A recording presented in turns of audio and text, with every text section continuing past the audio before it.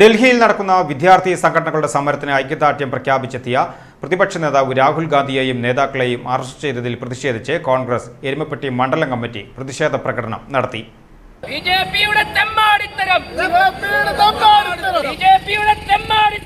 Erumapetty police station പരിസരത്ത് നിന്നും ആരംഭിച്ച പ്രകടനം കടങ്ങൂർ റോഡ് സെന്ററിൽ സമാപിച്ചു. മണ്ഡലം പ്രസിഡന്റ് എം നിഷാദ് അധ്യക്ഷനായി. Block secretary M Usman, Mahila Congress ജില്ലാ general secretary KR Radhika, youth Congress മണ്ഡലം president Aju Nelluvayi, AU Manaf, AV Biju, Najeeb കൊമ്പത്തേയിൽ, സുനിൽ കുമാർ, അമൃത ഷിജു, MM സിറാജ് എന്നിവർ നേതൃത്വം നൽകി.